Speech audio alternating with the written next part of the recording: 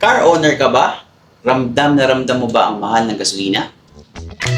Eto na, bibigyan ko kayo ng mga practical tips para makatipid kayo ng gasolina. Drive kayo ng smooth. Ibig sabihin nun, huwag kayong biglang mag-accelerate, huwag kayong biglang magpipreno.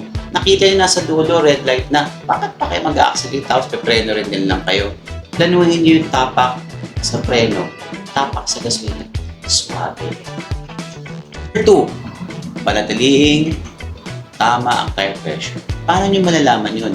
Tignan nyo yung sa side ng mga pinto ninyo, may nakasulat doon yung tamang tire pressure ng mga gulong ninyo.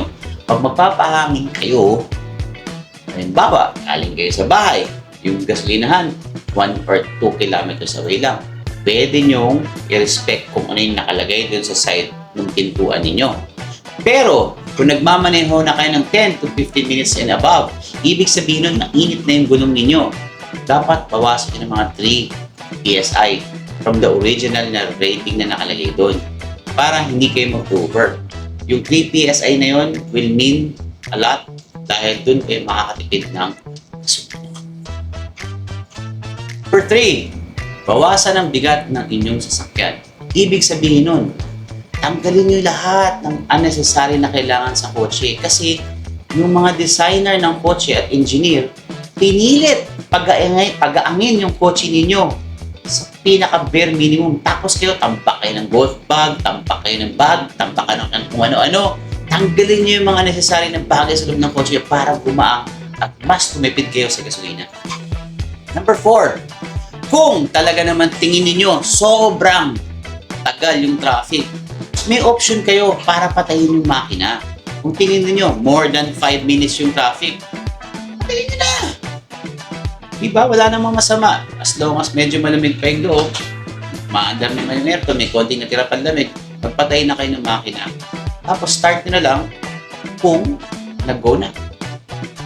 5. Kailangan pa ba i-memorize yan? Number 5. Alam nyo na may lakad kayo dito. Planuhin nyo na. Isang pasada lang. Huwag kayo paikot-ikot. Plan your day ahead para makatipid kayo sa gasolina. Number 6. Kailangan nyo pa-maintain yung kotse nyo ng tama. Kasi pag hindi kayo ng-change oil, bibigat yung tank ng makina ninyo. Malakas kayo sa gasolina.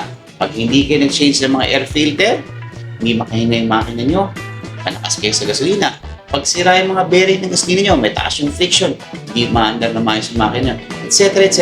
So, do your periodic maintenance. Make it sure na maayos yung kotse ninyo. Number 7, alam nyo ba, pag nakatodo yung aircon ninyo, malakas din kayo sa gasolina, ibig sabihin nun, kung ang blower control ninyo nakatodo, ibig sabihin nun, bumibigat yung kargada ng alternator, lumalakas ang load at mas malakas kayo sa gasolina. More so, kung ang thermostat ninyo nakatodo din, andar yung compressor ninyo, pabigat yun sa makina, additional load yun, mas malakas kayo sa gasolina. Ano ang tamang pressure or temperature ng inyong loob ng kotse? Dapat around 23 to 25 lang. Huwag nyo itodo kasi useless yun. Yung iba nga nagja-jacket tapos nag-aircon. Kalokohan yun. Huwag naman kayo magsayang ng gasolina, please. Sana nakatulong yung aking mga tips, 7 tips sa inyo, and I hope sundin ninyo. Okay, pasaway!